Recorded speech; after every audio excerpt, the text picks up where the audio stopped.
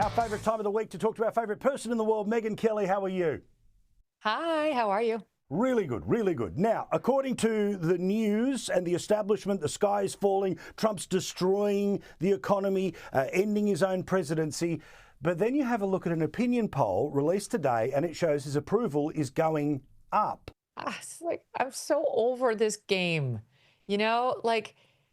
Okay, first of all, it's very clear when your 401k, your retirement account is going up and down day after day, there's only one rule, and that is don't do anything. Do not sell. You haven't lost one penny unless you sell. And we've been through this so many times. It will level out. It will steady itself and we'll be fine. That's what's happened every time. They're acting like the people who are living off of their retirement accounts, like go cash in $100 of it on Monday so that they can live on Tuesday. That's not generally how one's retirement account works. Generally, one can wait a week before they have to make a decision on it. And I just this is more about wanting to panic or wanting to hate Trump. There are some people who love drama. My daughter, when she was younger, 11, would be like, oh, I love drama. And all her, little, whatever they were, third grade friends at the time, whatever you are when you're 11, would say, oh, we love drama, fifth grade, sixth grade. Then you grow out of that, unless you're a leftist, in which case you stay addicted to drama forever and you come up with imaginary ailments that you have. And this is kind of one of those, because a lot of these people aren't hurting at all. They just love drama, and anything that makes Trump look bad, so much the better. And cue the renewed talk of the coalition is breaking. It's finally happening. He's finally going to go down. Okay, I have news for you. The coalition was always broken. The establishment Republicans never loved Trump.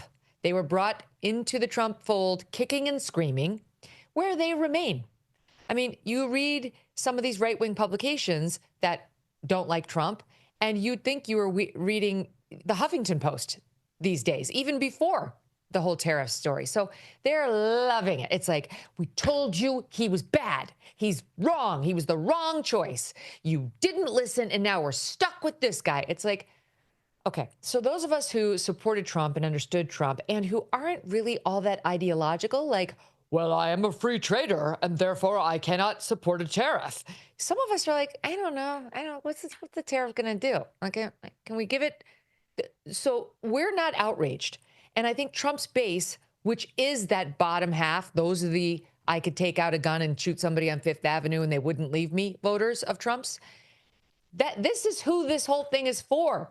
So no, they're not going to leave Trump. And while the elites are irritated as they watch their $30 million fortune slip down to 27. The bottom half of the country sees a real shot at improving their lives, which is why he was reelected. So I'm having a lot of difficulty getting all worked up about the market, which if you've been in news long enough, it does this thing called go up, go down, and then go back up again. Let's talk about this hands-off movement. These are the lunatics that set fire to Teslas, all apparently in the name of wanting to protect public servants. Well, you've had a bit of a deep dive into who is actually behind these groups. And surprise, surprise, it's all the colours of the crazy rainbow. It's every leftist group you've ever heard about, from Planned Parenthood to the ACLU to the Human Rights Campaign. What are they doing out there? I thought that they were for trans people now. I thought this hands off thing was about Elon and Doge. Pick your lane, pick your protest. It's this Indivisible, which has gotten all this money from Soros and other left-wing billionaires. It's all AstroTurf. They have these professional protesters who they call up. They're like, okay, this weekend it's DC. Okay, what's the cause? Hands off. How many times do we have to see this movie? Just don't believe them. Stop believing them. Don't believe the AstroTurf protests. Don't believe the lying media that plays it up. Don't believe the idiot pollsters who tell us that Kamala Harris is up 3 in Iowa right before the presidential election. Just don't believe them. You have to go on instinct at this point. We've had 10 years of Trump mania that should teach us how to respond. And the lessons are all in here. They're all in your gut. It doesn't matter what your brain is telling you based on what you've read in the Washington Post. Go by what's in your gut, because your gut will tell you the truth, which is this is bullshit meant to manipulate you, good and plenty in time for the midterms or the special elections. Yeah, I'm 100% with you. All they want, in my view, is some sort of confirmation that this is the worst president of all time. Whatever, who cares? Speaking of one of the worst of all time, Joe Biden. Books have come out in the past couple of weeks. We haven't had much of a chance to talk about them, but they lay bare what we already knew, what we were told were deep fakes and cheap fakes, that the bloke was this close to death in the final. I'm sure they don't. I'm sure they don't. It's like they're onto the phase of Democrat messaging of, we all knew that, right? It's always, it's not happening. It is not happening. And then it's, well, it might be happening, but the other side did it too. Okay, it's happening, but this is old news. Everybody already knew that it was happening, so we're not interested. Okay, we're onto that phase now. And look, they're not going to stop the retrospectives. They've all hit print, and they're really ugly for President Biden and the press corps and his inner circle.